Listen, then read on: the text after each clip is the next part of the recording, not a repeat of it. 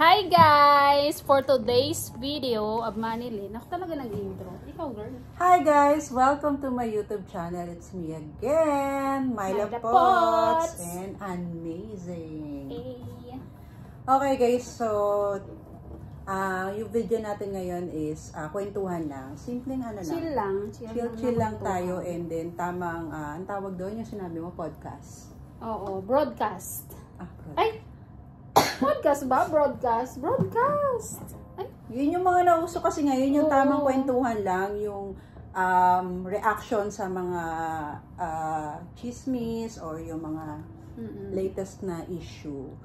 So, At para sa mga viewers ni Myla Potts sa Pinas. So, alam mo namin viewers. just so you know, nandito kami sa Qatar. Isa po kaming Isa po kaming OFW. OFW. Yun. So kailan ka ba nag-start dito? Anong taon ka nag-start dito? I think 2016. Ako 2015. At ano naman yung nag-udyok sa'yo para mag-abroad? Siyempre, kailangan natin ng pera. Pera yun. Number one. Kasi, ang niyan, although above minimum ka, Di sapat. Kulang pa din kasi, ang sahod ko nun, ay natatandaan ko, 500 eh. Mataas na yun na, kasi, Manila kayo? Manila ka nun? 500 per day. Mataas na yun. Parang 350 lang yata yung minimum no, salary before. Ako din nasa 500 something, 540 something ganun. Kasi tinan mo, 500 ka nga per day. Iles mo dun yung pamasahe. Tapos Pagkain. magugutom ka, mag-AFC ka. True. Tapos, wala nang matitira sa'yo. kamukha ko nangungupahan. So, bayad sa upa, mga ganun. Yung sinasahod ko ng saktuhan lang. May konti mang natitira, pero parang for leisure na lang. Yung like pangkain sa labas, ganyan. Hindi ka nga makapagpadala sa family mo ng sasapat sa kanila eh. Kahit pa paano pag nasa abroad ka, sumasapat na yung padala, Tama. At hindi naman sapat, pero kahit pa paano, nakaka-LL. Ayaw mo kasi. Hoy ba? Ayaw mo sabihin Baka may totoo. dyan na. Mga Nakaka-LL. nakakilala sa akin, wala po akong Mga kabayan, nakaka-LL na po to. Ang totoo niyan, girl talaga. Kaya hanggang ngayon nandito pa kami sa Qatar or sa abroad kasi ibig sabihin wala pa kaming ganung kalaking ipon. Totoo yan. Diba? Kasi marami tayong bills na dumarating, lalo na ang kuryente. Mahal na ngayon sa Pilipinas yung kuryente. The more na parang medyo lumalaki yung sahod mo, lumalaki din yung gastos. Hoy! Lumalaki na sahod. Hindi, I mean, yun nga yung topic natin, di ba? Humble beginning. Oo. Naalala ko dati, mag-MRT, tapos magbabas, tapos maglalakad ka ng napakahabang anong tawag doon, yung hagdan para tumawid. Overpass. Ang init. Kaya dito, sabi ko, aarte pa ba ako doon nga. Ang layo-layo, laki-laki ng overpass sa Cubao, di ba? Kaya dito nag-metro talaga ako, hindi ako nagta-taxi kasi mahal. Alam nyo guys, kahit OFW kami dito, nagtitipid pa rin talaga kami. Oo, kasi pag hindi ka nagtipid, wala kang maiipon. Kasi mahal ang cost of living dito kung i-compare mo sa Pinas. True. Magkano upa mo? Upa ko 1,000 sa reals. 1,000 real yung na upa niya, yun? guys. Parang isang apartment or isang condo unit na yun na middle or lower class. 1 real is equivalent of 15 something. peso. So, kung 1,000, magkano sa peso? 15K. Oh, kondo na girl! Bakla! Isang sahod na yun ng ng isang empleyado sa Pinas. Ewan ko lang. Di Upa ba lang mga yun, ganon? Oo. Ewan ko lang yun kung tumaas na, pero sa pagkakaalala ko, ganito yung sahod ko nun. So, yan yung Dito, upa niya lang. every month yan guys. Yan yung bayad niya. Tapos pagkaliit-liit ng kwarto, yung talagang pang-isahan lang. Kung dalawa man kayo, siksikan kayo. Tama. Mga tipong ganun. So, hindi rin biro yung mag-abroad. Talagang kung gusto mo makapag-ipon, medyo tipid-tipid din, di ba? Oo. Pero alam mo, nung nag-abroad ako, Hindi na ako nag-choosy-choosy sa sahod. Kasi may ibang parang, ay, mag-abroad ako pag ganito yung offer sa akin. Yun yung mga, medyo... Hindi. Hindi Ako pa nga bigay. DH, gusto ko yung Bakla. kahit katulong ako, kailang ako. Basta pag sinabing abroad. Uy, grabe, nakarelate ako dyan, bakla. Kasi di ba pag tayo nasa Pinas tayo, basta pagka makarating ka lang dito, okay na kahit ano pang posisyon eh. Di ba? Nung nasa Pinas nga ako, sabi ko, pag nag-abroad ako, pag napunta ako ng Europe, kahit taga-kuskus ako ng CR, okay lang. Uy, malaki sahod no. May ganun kaya ako mindset na parang Oo. nasa point na ako na parang ang baba na ng self-esteem ko, yung parang, yun yung mga time na parang wala akong trabaho, na parang sabi ko kahit ano na lang. Mabuhay ang mga kababayan natin dyan sa ibang bansa na mga DH. Yung tipong sa Pinas, okay ka, yung okay yung trabaho mo, pero pag talaga, pag yung sumipa sa'yo yung yung kagipitan, no? Talagang mapapaisip ka na. Hindi, kasi naman be, although kung ma-hire man tayo dito na as DH, ang totoo niyan, hindi naman din, siguro karamihan naman is, okay din naman yung kalagayan ng karamihan ng mga DH dito eh. In fairness naman. May day off sila. Yung iba mga nakasabay ko sa church, may day off sila every Friday, tapos bababait yung amo nila. So, kung may mga nababalitaan kayo ng mga matatapang ang amo, walang day off, hindi naman ganun lahat. Hindi lahat. May mga magaganda rin yung mga napuntahan. Kamusta naman ang Mahirap pagdating mo mag-compare. dito? Kamusta naman yung pagdating mo, yung mo, homesick, ganun? Ay, wala akong ganung na-feel. Kasi, nasa Maynila pa lang ako noon. Malayo na ako sa family ko kasi yung family ko nasa province. So, parang sanay na ako na malayo yung family ko. Ako parang mamamatay ako kada dating ng araw na malayo ako sa pamilya ko. Kasi nung dumating ako dito, maliliit pa yung mga anak ko. Kaya sobrang isang balding luha talaga, alam mo yun. Tapos pag nakakita ko ng mga bata na may kasamang mga nanay ganyan, natulo na agad yung luha ko habang nagtatrabaho ko. Totoo yun. Ang hirap. Kaya nga, sabi ko nga doon sa katrabaho ko, sana umasenso yung Pilipinas para wala nang batang iiyak at wala nang nanay na iiyak na malalayo sa... Pero ilang buwan ka rin nag-suffer ng ganun bago ka nasanay? Years. Alam ko, guys, lahat ng mga nag-OFW, sinasabi nila 2 years lang sila dito. Uy, isa na ako doon. Kasi, Sabi ko, 2 years lang ako, tatapusin ko lang yung contract, mag-iipon lang ako sa 2 years na yon. totoo, pero sa totoo lang, yung 2 years, kulang po talaga. Kakainin mo rin yung sinabi mo. Kasi kapag after 2 years, dun ka na kasi makaka-move on eh. Tapos magagamay mo na yung weather, magagamay mo na yung mga taong kasama mo everyday. Tapos sumasahod ka na ng mas malaki kumpara sa Pinas, kaya parang ang hirap nang bumalik. 'Di ba ganun yung nangyayari, no? Parang naging comfort zone mo na. Yan kasi yung yung nakapag-adjust ka na, kaya ang hirap Tsaka, nang bawiin. May mga newfound friends ka na rin. Nung una sabi ko, pagdating ko sa Qatar, sino kaya yung mga magiging kaibigan ko? May magiging kaibigan kaya ako? Mga ganun yung iniisip ko nung. Mag-i-enjoy ba ako doon? Yun yung nasa isip ko. Ako hindi. Takot ako mag-ibang bansa kasi alam kong hindi ako magaling mag-English.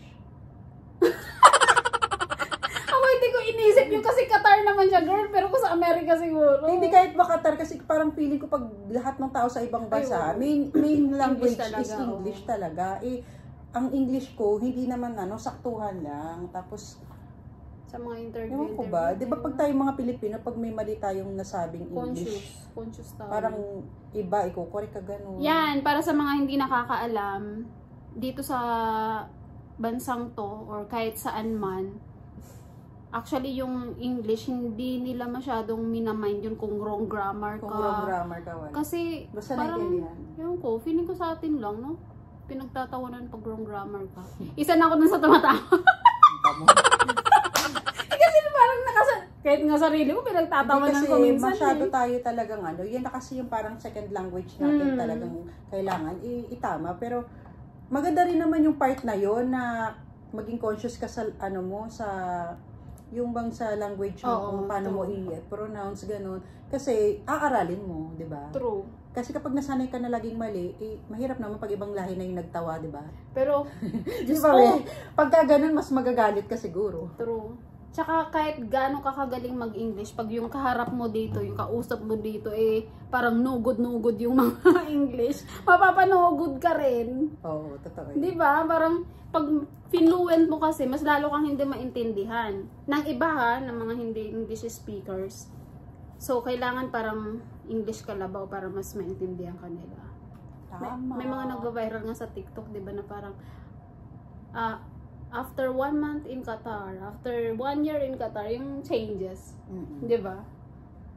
Yung ano naman, dear, yung mga, di ba may mga kabayan din tayo na mga, naging ganun ka ba? Kasi ako naging ganun talaga ako. Yung pagdating ko dito na, may mga Toblerone, picturean mo, ganyan. Di ba uso kasi yun before? Dahil hindi tayo sanay. Ako hindi kami sanay sa Toblerone, sa totoo lang. Yung mga Cadbury, yung mga ganyan-ganyan. Di ba uso before? Hindi naman, picture, parang my day. Akala ko, gano'n si selfie. Oy, Magnum. Alam mo dati yung Magnum, di ba? Sa Pinas nga, yung stick ganun-ganun, di ba? Oo. May mga ganun kabataan naman kasi yun. Ngayon, hindi na dahil medyo ano na tayo yung conscious na tayo sa mga pinapost natin, di ba? Pero nung mga kabataan kasi mga 20s pa, di ba? Alam nyo na, 30. Hindi kasi nung pagdating natin 20s, di ba? Parang ano tayo, hindi natin alam din na gano'n na nakakatawa pala yung mga gano'n. Tsaka parang nagyayabang gano'n, di ba, Bi? Para sa mga ambisyon mag-abroad, kung undergrad man kayo, graduate man kayo, may trabaho pa rin yung mahahanap dito. Yes. Huwag niyong i-degrade yung sarili niyo na, ay, hanggang ganun lang yung magiging trabaho ko doon kasi hindi ako graduate. Kasi yung ano ko, yung ex ko tsaka yung mindset ng ibang tao. Napag-uusapan yung ex. Okay. Yung mindset ng ibang tao, girl, pag sinabi kasing abroad, tapos Pinoy tayo, no? Anong trabaho mo doon? DH? Parang ganun kaagad. Ang baba kaagad ng... Alam mo yan din yung pangit. Dapat hindi natin, tayo yung magtataas dapat sa kapwa Pilipino. Para pang wala tayong space sa ibang, sa ibang klase ng trabaho. Parang wala tayong hindi totoo. Posisyon. Maraming magagaling na Pilipino dito na may mga posisyon at yung bang, alam nyo ba guys na ang Pilipino dito ay sobrang taas ng tingin nila sa atin. Dahil tayo ang para sa kanila pinakamasipag, flexible, kaya nga minsan dahil dun abuso. True. Huwag lang kayong dito para sa mga babaeng mga malalandi. Aminin natin meron talagang malalandi. Point. Hindi, seryoso, naman kayo. Oo, kailangan. Kasi nadadamay yung iba na parang, ito, real talk ha. Totoo naman may iba kasing mga kababayan natin dyan na parang wala sa lugar yung pagiging burikat. Lahat naman tayo may pagka-burikat, di ba? Burikat. Alam mo yung burikat? Yung malandi or, basta yung ganon. Sama lang. Hindi mo alam yung burikat? Alam ko may sayaw yan. Malandi ba yung... Burikat. Kumbaga, basta ganon. Kailangan ilugar, wag yung parang nasa public. Basta yung ganon, alam niyo na yun. Kasi bumababa yung tingin ng ibang lahi sa mga kababayan nating mga babae kapag yung parang lantaran yung panglalaki, yung mga ganon. Yung kahit pa disiplina pa rin, tsaka yung credibilidad mo bilang babae, parang be wise, yun ang gusto sabihin ni Joanne. Oo, lahat naman tayo may landi sa katawan, pero saan ba naman? pero wag yung basta wag yung parang ma-judge ka ng tao. Gusto niyang iparating is gawin nating yung wag yung masyadong bastusin. Haliparot yun. Oo, yun nga, haliparot. Diba? Kailangan yung pa rin tayo, yung may standard pa rin. Oo, yung magtira ng ng respeto sa sarili. Credibility. Parang rated K lang. Diba? Hindi totoo kasi yun. Para sa mga bumababa ang tingin ng mga ibang lahi kapag minsan gano'n. Kaya mga kabayan, be wise. Oo. okay lang naman yung magjowa, pero wag yung parang in public ano ka. Yung pinapakita mo talagang ganun ka. Kasi nadadamay lahat. KFC nga di ba?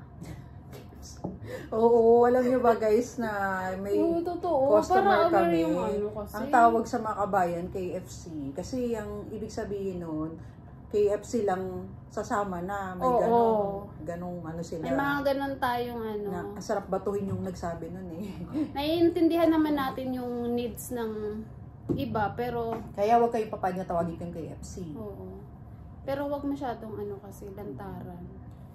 Yun lang. Yeah, what about sa ano naman? Ibahin naman natin ang ating topic. Tapos na ang ating mga yun yung mga lantaran. Tapos na yung mga pagbuburikat. Yung about naman sa ano be, fashion, para aware sila. Ano bang mga, kasi akala ko dati bawal, kailangan naka-cover. Ganyan. Oo. Nung una, ayoko pang mag-sleeveless noon kasi ay baka mahuli ako ng pulis. Yun yung nasa isip ko. Pero katagalan na-realize at na-notice namin na pwede pala. Wag lang masyadong garapalan or parang may makikita na sa katawan mo. Yes. Hindi rin eh. Pero bawal pa rin ang shorts. Meron pa rin naman mga nakatube dito. Yung, Medyo may labas ng kasi pag ang cleavage. sa Pilipinas, kasi pag sinabi mong shorts, panty na eh. Oo, wag lang yung sigurong Yung iba yung shorts sa Pilipinas eh. Iba yung shorts. kung mag-shorts ka man dito, siguro yung medyo decente na shorts, no? Hindi yung mga maong na... Meron naman, marami naman dissenting shorts. Oo. Pwede naman yung mga may belt, gano'n, yung mga high waist, di ba? Tsaka kung may pa-cleavage ka, wag masyadong luwadin. Yung saktong patwitams lang. Hindi namin sinasuggest na magsuot kayo ng gano'n, pero sa nakikita namin, pwede naman, pero wag lang masyadong bastusin. 'Di ba? Hindi yung sobrang attention seeker ka na. Na-try mo naman mag-abaya, alam mo ba? Hindi po. Actually, pinaplano namin yan eh, na Di ba nga bumili tayo ng mga bayad dun sa Totoo. Mia Park? Pero parang ang sarap nga kasi minsan pag nasa bahay lang ako, nakabaya lang ako. Mm. Yun nga, katulad ng sabi niya guys, basta pumunta kayo dito, hindi po pwedeng wala kayong makikita trabaho, basta masipag ka. Oo. Di ba totoo Huwag niyong i-degrade yung sarili niya. Ay, undergrad ako. Hanggang ganito lang yung posisyon na makukuha ko. Hindi. Proven na yan kasi guys, yung dalawa kong kapatid, pumunta sila dito nang naka-business visa. Dati yun ha, kasi ngayon may QVC na. Wala silang, yung dumating sila rito walang work. Ayun, yung kapatid ko, pagka salang niya sa interview, swerte niya nga, ikuha siya kaagad. Yun, shoutout sa iyo. Hi, Joseph. Tapos si, naman, yung kapatid kong babalita, mga naka-3 interview ata, kakapat, tapos pasok na siya. Marami dito. Basta, advice ko sa inyo, sa mga gusto mag-abroad, lakasan lang ng loob. Yes, at saka guys, mayroon kaming mga dito, yung pwede nyo i-search sa website, yung mga job opening. Pwede yun. Ano yan? Pero mag-ingat na kayo kasi maraming mga scammer, di ba? I-make sure ninyo na legit. Di ba? Paano ba nila makikita kung legit? Hindi sa list ng registered sa PO. Ano ba? Yung company dito or yung agency? Dito, agency or ano. Marami kasing mga scammer na ngayon, di ba? Oo. Kaya mag-ingat sa mga scam. Kailangan i-check. At saka mapapayo ko sa inyo, mas maganda siguro kung meron kayong mga kakilala na talaga dito. Yun, para kayo, tulungan kayo na i-check.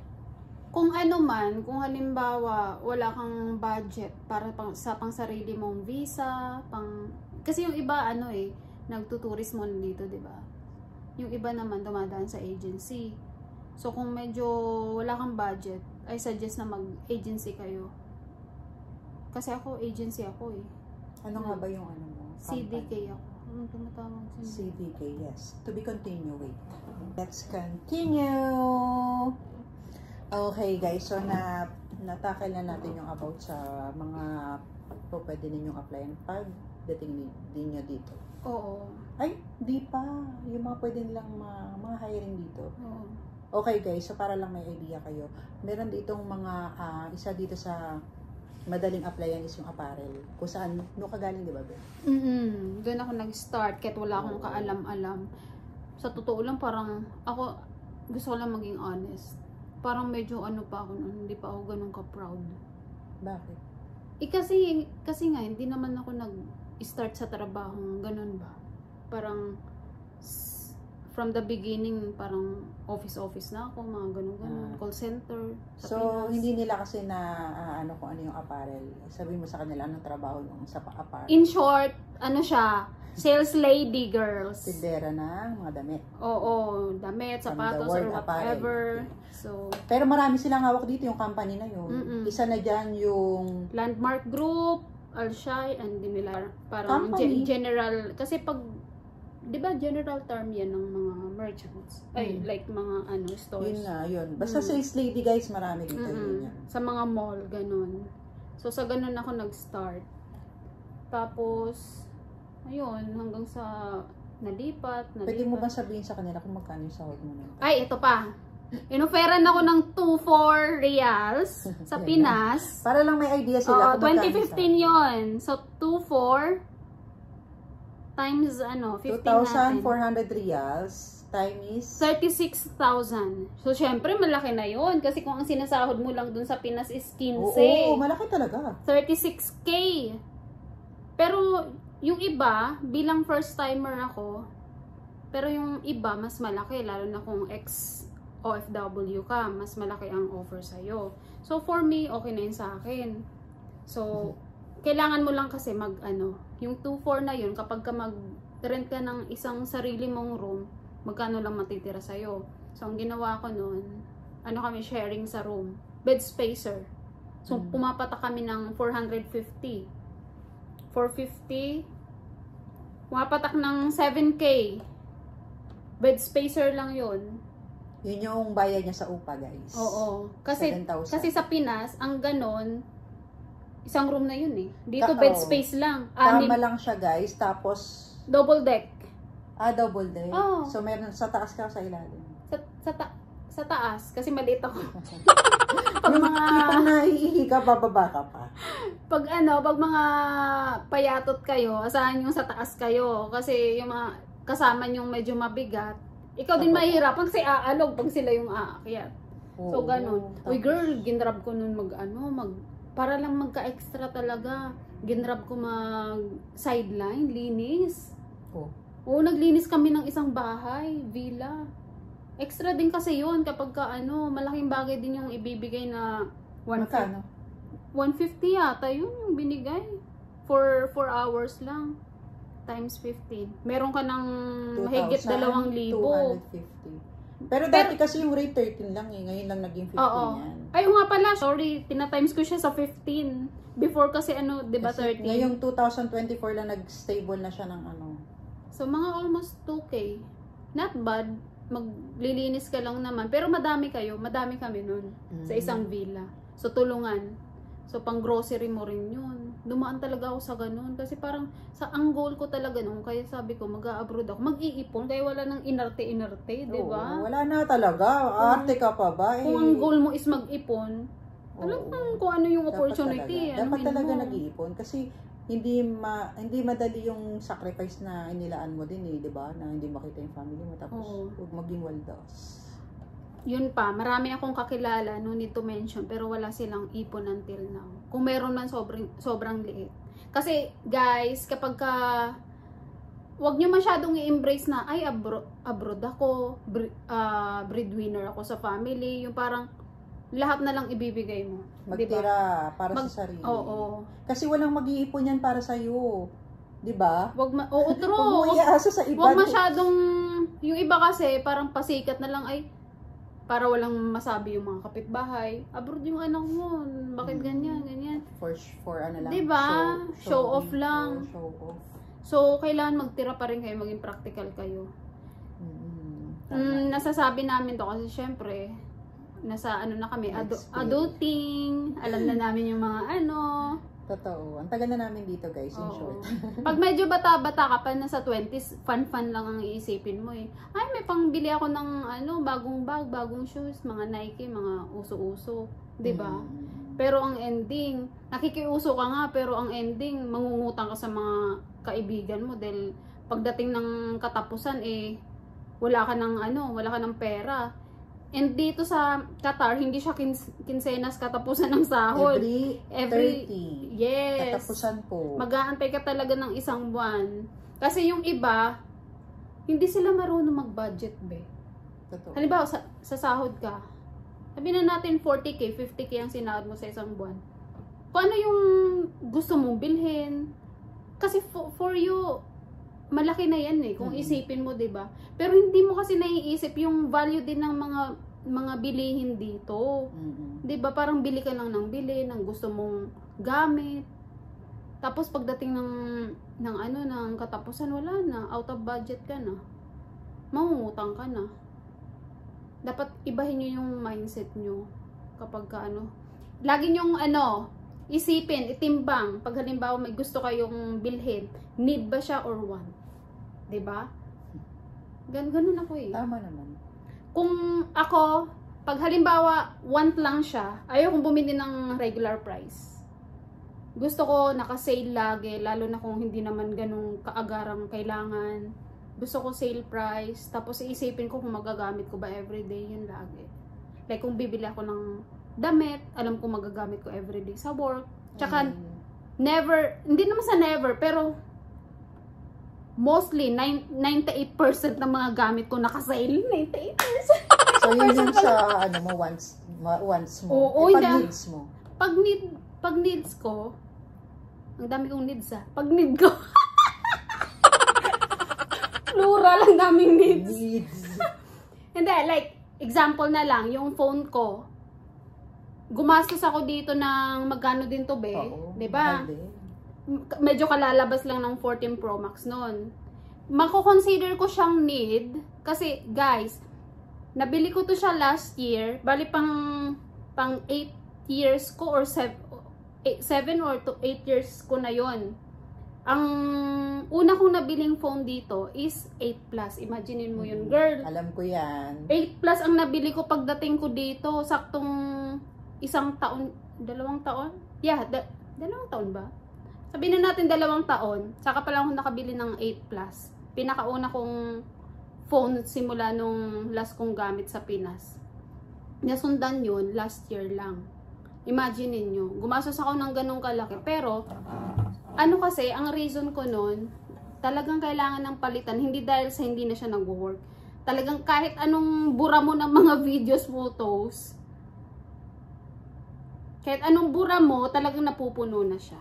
Okay guys, nagbabalik ang ating Myla Potts Vlog. Maging isaalang-alang nyo yan.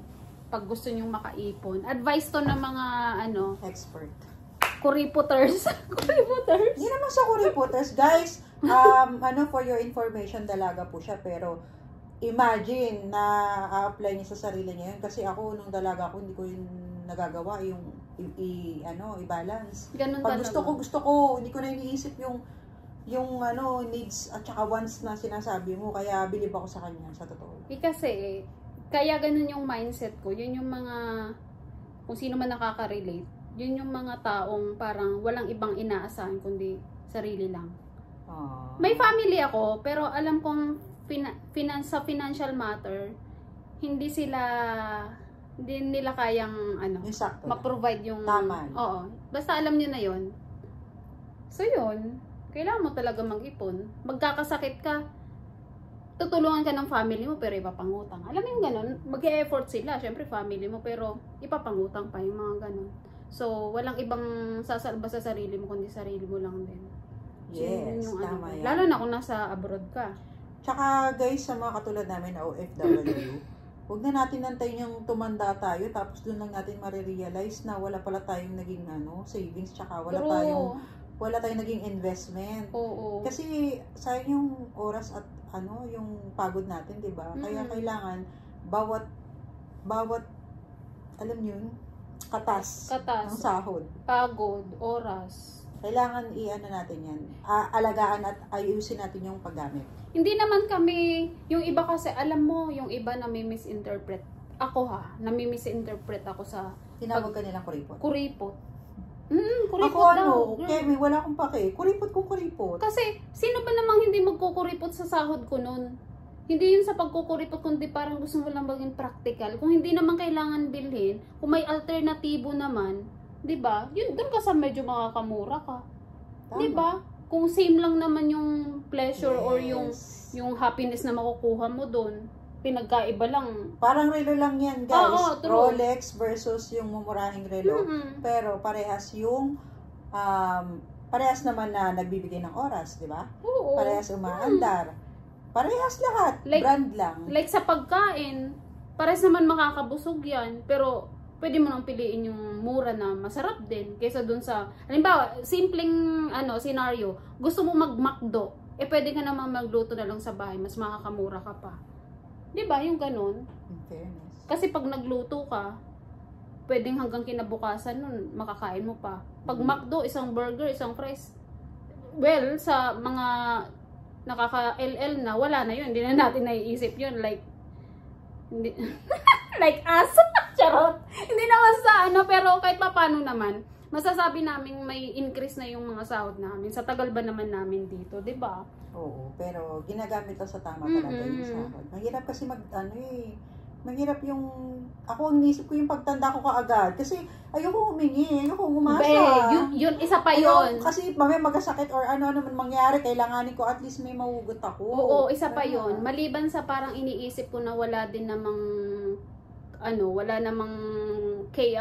family ko pagdating sa financial. Ako mismo, hindi ko ugali yung manghiram, lumapit. Lalo na pagdating sa pera, Kasi, basta mahihayin ako sa ganun. If ever man may mga times man siguro before na nanghiram ako, siguro yun yung parang talagang walang-wala. Like, for example, na hindi ko makalimutan na kung kani-kanino ako lumapit. Yun yung time na mag-abroad ako, Kasi may placement fee. Oo. Talagang kung sino-sino yung nilapitan. Kung hindi ako yung nagsabing pahiram na kung kailan na lang kita mababayaran, may tubo pa. Yun pa yung offer ko. First sahod ko, ibabayad ko kaagad. Kasi ayoko parang may utang na loob sa tao. Ayoko nang ganun. Kasi siguro ayoko din na mangyari yun sa akin na pag halimbawa may nanghiram sa akin tapos parang pinagpabukas-bukas na lang. Yung walang isang salita. Kasi nakakasama ng loob na parang. At saka guys, although hindi man magsalita yan na hindi okay lang yung gano'n, di ba? Yung kunyari, ay hindi mo nabayaran ng sinabi mong date. Sasabihin nun, hindi okay lang, pero hindi mo alam kung ano yung mga pangangailangan niya rin sa sarili niya, di ba? Kasi bawat sentimo pinagpapaguran. Naalala ko tuloy yung utang ko sa kanyang 20. Dahil sa utang na yan, naalala ko yung utang pala sa kanya. Oo, ganyan naman, di ba? Pagka lang naman, minsan talaga, malilimutan mo, pero maalala mo rin. Kung hindi dahil sa vlog. Yung explain ko ba? Ayoko talaga ng kasi, yung nakakasama ng loob na rin. May utang pa. Wala ka talaga ginawa itong vlog na. Natawa ko. Ano yan? Babalik po tayo. Okay guys. So Salamat sa vlog na to at salamat naalala sa ko yung vlog utang na ko ito sa kasi kanya. naalala niya. May pambayad ako ha. Oh yan. Wala kang check. Nagkabayaran. Dahil sa vlog na to, nakaalalahanan ng utang. Nagkabayaran. O, tamo guys, ang dami niyang pera. Tingnan mo, iba talaga Okay guys, so basta mag-save kayo para sa sarili niyo at para sa pamilya ninyo. Ganun lang yon. O kasi, ang sakit sa loob na parang pag nanghiram ka, tapos natatanggihan ka. Lalo na kung yung taong nilapitan mong alam mong may kakayanan naman. Kasi naranasan ko yan. Nagagalit ka? Kasi, or sumasama? hindi, parang medyo may Magkano ba? Kasi halimbawa, bilang ako, hindi naman ako palautang. Oo. Hindi talaga ako palautang. Kahit magdildil na ako ng asin, naranasan ko kasi yun na parang talagang kami din walang-wala ako. Wala rin, oo. Squad, Ayoko magutom na ako. Ayoko lang yung parang nagmumukhang kawawa sa ibang tao yung mangungutang, mga ganun-ganun. Pero naranasan ko ngayon nung mag-a-abroad ako kasi malakas ang loob ko na may pangbayad ako. Then mag-a-abroad ka in 1 month may sahod ka na Diba? Yung ganun, sabi, ang lakas pa nga ng loob ko, natubuan na lang yung mga, anong tawag dito yung mga, yung sa atin, yung mga pautang na may 5-6. Yung mga ganun-ganun. O kaya yung parang kukunin yung ATM. Mahirap din kasi yung chinichismis ka pa. Diba? Yan, si hindi pa yung bayad. True. Misa kasi, diba? nagkakakwentuhan, At saka, nagkakabanggitan ng utang. wag niyong ugaliin pag nasa abroad kayo na mawawalan kayo ng pera kasi hindi naman to Pinas na parang andyan yung mga ano nyo, mga kapitbahay, kamag-anak, kaibigan na malalapitan kahit Huwag sanayin, no? Oo, kasi dito wala kang ibang yung iba mong mga katrabaho, kaibigan, hindi mo rin pwedeng asahan na parang ay may ano sila, may pera. Kasi lahat tayo may pangangailangan 'di ba? Hindi mo rin alam kung mapapahiram ka o hindi. Talagang basta may mga ganun akong kakilala talaga. Na parang pagdating hindi pa man din nangangalahati yung buwan, wala na, ubos na yung sahod nila. Kasi hindi marunong mag-budget. Ako muutang din ako pag kailangan ko. Oo, okay kapag lang nagsabi ako ng date at kung hindi ako makabayad, ako pa mismo yung nagre-remind. Hindi ko na inaantay na singilin ako kasi nakakaya Nahiya ako. Kailangan ako pa, yung mga 1 week pa lang, tapos malilate ako ng bayad, sabihin ko na yun. Pero hindi naman ako nalilate. Kaya, Pangit ng parang, okay. Pag meron talaga ako. Okay, para sa mga palautang dyan, pag mangutang kayo, pag nagsabi kayo ng date at hindi natupad yun, kausapin nyo lang na pwedeng Mukhang mag-aalisan yung mga solution. mga pala. Parang end na ng budget ko. Hindi kasi yung iba yung puro paasa. Okay lang naman na sabihin wala pa. Huwag yung parang bukas babayaran lang kita. Kasi aasa kayo, di ba? So, okay lang naman. Mas gugustuhin ko pa yung ganun. Yung parang, Tama. ako ngayon, parang gipit ako. Di ko alam kung kailan kita mababayaran pag nakaluwag ako. Mga ganun na lang ba? Hindi yung babayaran kita sa sunod na linggo. Mga ganun. Yung nakakasama ng loob. Tama. Ano naman masasabi mo sa mga nag-e-expect ng yung pagka magbabakasyon ka, mag-expect yan ng mga salubong. Alam mo, ako talaga. No? May mga ganyan ako na-experience Sa totoo lang, parang mas gusto kong bigyan yung hindi nanghihingi. Di ba? Ay, true. Yung mga hindi nanghihingi, yung ini-insist mo, sige na, hindi. Kunin mo na. Yung gano'n, ang sarap bigyan yun. Ako, ewan ko ha. Ako may personality kasi ako.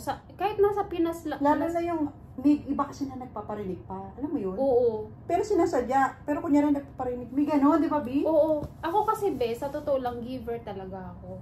Yes. Yun yung masarap masasabi. naman sa pakiramdam. Oo, yun yung masasabi ko, giver ako. Kahit sa Pinas pa lang, sa mga pamangkin ko, gusto ko pag uwi ko may naaabot. Basta ganun ako. Pag alam naman lalo na sa mga nakakakilala sa akin, kung alam naman nilang ganun ako, hindi na kailangan i-demand na pasalubong ha. Kasi kahit di mo naman sabihin yan, talagang may listahan pa nga ako kahit ganito, kahit ganyan. Sa mga kaibigan ko. Oo. Kahit mga mga childhood friends. Naglilista kami talaga kasi binabudget pa rin namin kahit yung mga pasalubong na yan, di ba? Kaya kahit hindi manghingi, nakalista talaga. Although hindi namin obligasyon yun, pero dahil gusto namin mag-share ng blessings. Kahit nga kapitbahay na hindi mo naman obligasyon. Hindi mo kilala Nilista ko, kay to sa pamilya ni Basta kasi, alam ko yung i-expect sa akin. Kahit pa paano may maabot kang chocolate man lang, sabon, ganun. Hindi naman sa buong barangay, pero yung mga close na na mga pamilya or kapitbahay, yun. Kino-consider ko na yun, nabibigyan. True. So, para dun sa mga demanding, chill lang, 'di ba? Kalma. Trabaho din. Hindi kasi, masarap kasi talaga sa totoo lang yung magbigay. Hindi ka nag-expect pero may inabot sa'yo, yung masarap sa feeling. Yes. Hindi maganda yung parang dinemand mo, wala nang dating yung pagbigay kasi parang dinemand mo na iba pa rin yung parang talaga para sa akin, di ba? Yung ganong feeling on your side naman na sa nagbigay, parang nakakatuwa yung magiging reaksyon ng binigyan mo na parang na-surprise siya, di ba? Na-appreciate niya. Unlike sa, wala bang pasalubong dyan? Sige, teka lang. Wala nang dating, no? Wala nang parang, basta ganun. Ayoko rin ng ganun, yung parang dinidemand sa akin.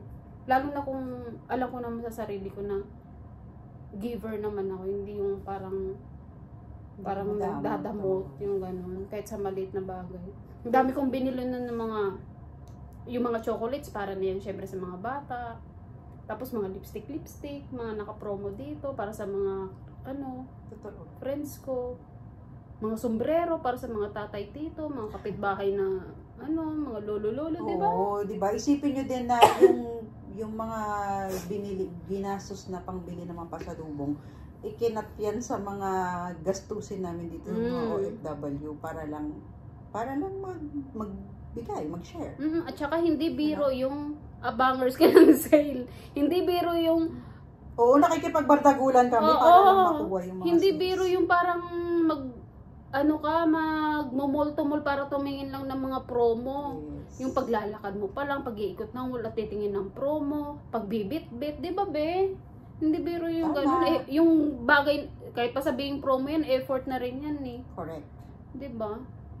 Eh, ano naman sasabi mo, dahil nga yung iba sinasabi, paano yung post natin ng mga nandyan tayo sa hotel, nagsasaya tayo. Yung iba kasi, inisip nila, dami-dami pera na itong mga to. Kasi lagi tayong mga sa labas, nasa mga outing, yung mga sa beach. True. Guys, alam nyo ba na yung mga pinupuntahan namin, Libre. Yung mga pinupuntahan namin na yon libre. Yes, correct. Libre po. Kamukha ngayon, nasa hotel kami, libre to. Libre. May tropa ka lang na medyo nakaka-enjoy. Ayan, guys, libre to. Wala kaming ginastos dito, kaya wag niyo kaming pag-isipan. Si Joey. Magbabalik, guys. So, sa mga nag-iisip na mukhang marami kaming pera dito dahil parehang gala namin, guys, puro libre lang yan. Tsaka alam naman, i-post namin yung mga down namin na mga araw. Siyempre, happiness dapat yung ipopost para nakaka-good vibes ulit. At saka, ang style namin dito, like for example, gusto namin mag-hotel, celebration, mga kung ano-ano man. Grupo yun, ambagan yun. So, patak-patak. Kaya ang presyo, hindi na ganun kamahal. Maliit lang. Tsaka, pero normally, lagi libre. Normally, laging libre. Oo, kasi guys, alam niyo yung mga galaan naman dito, as in, libre. Pupunta ka, magaganda yung mga lugar, libre. Punta ka ng Lusail. Isa pa. Pearl. Girl, ito pa. Para sa mga party goer. Libre din yun! Libre din yun kahit inumin. Yun yung pinagkaiba sa Pinas. Kasi dito, mapa-high-end na bar, pag babae, no entrance, may libreng drinks pa. May drinks ka pa, dalawa. Bakla! May stab ka, dalawa. Pupunta ka lang ng True. ng Ang mga, ang ambience, yung mga customers talagang high-end, pero hindi naman araw-araw yan. hindi naman. Pero I mean, kung hindi meron, mga hindi peak na araw. tama. Tama siya doon. May mga piling araw. Pero, baka isipin nila libre. Pumunta pero sila girl, mostly talaga sa mga bar, ang babae, laging may free entrance, Yes. tapos may pa-drinks yan. Tama. Hindi man, yung iba may pa-unli, pero piling araw, yung iba kahit may isang drinks lang. Yes. Parang ganun. Pero hindi kami lagi nagaganon, guys. Oo. Nakita. If ever lang naman may nakita sila, ay parang pabar-bar na lang, ganyan. Kahit gabi-gabi ka mag-bar dito, pag pumasok ka, pwede namang wag kang gumastos, lalo na kung babae ka. Tsaka hanggang 2 AM lang, guys. Oo. Hindi katulad sa Pinas na walwalan hanggang alas 6. True. Yung ikaw na nagsara nung ano. Tsaka dito, ito pinagkaiba ng bar ha, sa atin. At tsaka, ewan ko lang, feeling ko lang naman, pag dito, pag pumasok at ayaw mong gumastos, pwede kang umupo at upo-upo lang sa bar. May mabibigay sa'yo ng drinks. Hindi totoo to. Sa mga bar kasi dito, sa observation ko lang, mas gusto nila may babae ang bar. Kahit wala kang orderin. Kasi pang-attract nila yun sa customers. Yun yung nila. Kasi ang pangin naman kung bar, tapos puro lalaki. Oo. Kaya, parang naisip ko bigla. ito pa nga may mga pa-promo pa nga sila, mga invitation kang marireceive na ladies night. Kasi, pampa-attract ng customers yun. Ang target talaga nila doon, yung mga lalaki na magwaldas ng pera. Pero careful sa mga suot ninyo, guys, kasi wala dito mga bikini open, walang ganon. Oo, true. Katulad sa Las Piñas dati. Pero syempre, ka pa rin, dapat dapat may class ka pa rin. Yes, diba? Pag nasa bar ka. Tama. Hindi yung parang mga ganyan, yan. Oo. Nag-bar yan. nag-bar galing yung office. Oo, pwede yan di ba classy? Oo. Ikaw ba naman maganyan, no? Carry lang naman yung magpaka-walwal ka, pero wag yung parang papapalibutan ka na ng mga lalaki, wag yung gano'n kasi mami-misinterpret. Tama. Well, yung mga ganon, labas na kami doon, pero ang amin lang naman. Basta Para masaya din naman kayo, oo. gawin nyo yung gusto ninyo. Pero kami, advice lang yun. Oo. Para hindi rin naman ma-judge yung personality nyo. Pero kung group of friends kayo, pwede lang, di ba? Oo. Pero kung yung parang Ikaw lang solo. strangers na yung nasa palibot mo, tapos parang nababastos ka na, hindi na maganda. Ingat-ingat guys, kasi hindi mo to lugar. Oo, true. Okay guys, so ayan, sana po may natutunan kayo sa aming kwentuhan. Yan po ay shinare lang namin. Ito base po ito sa mga experience namin dito sa Doha, Qatar. And sa mga may tanong, comment down below lang, sasagutin namin yan. Ayan ang hinaano na to. Kailangan na uminom ng tubig, kanina pa nagsasalita. parang puro ako yung nagsasalita sa vlog mo. Alright guys, so ayan, thank you so much. Abangan niyo ang aking susunod na vlog. May part tayong gaganapin. And Uy, bakla parang naulit lang tong ginawa natin. Di ba may pa-interview ka before? Bakla may ganun kang segment noon, ini-interview mo ako. Pero may that was 3 years ago. yung parang ginagaya natin yung Tony Talks. Oo. O parang ganito, pero chill lang. Chill, diba? chill lang. Ito na ngayon yung vlog kasi parang masaya pala itong nakaupo ka lang, nagkwento-kwento ka lang. Ganun pala, no? Masaya. Yun Okay, na mag-isip tayo ng mga next topic natin. Okay guys, so ayan, hope you enjoy this video and see you soon. God bless all, and sa mga nagpaplanong ibang bansa, good luck sa inyo, and we're here para i-guide kayo guys. Ano mang question yan. Kung meron kayong company dyan na parang medyo nagdududa kayo ganyan, comment nyo lang. Tanungin nyo lang si Myla. tutulungan namin kayo. Handang mag-servisyo. Free of Iboto nyo. charge! Yay! 2025. Okay, thank you so much. Ay, kulang pa yung bayad mo. Ay! Bye! Kakabayaran na dito.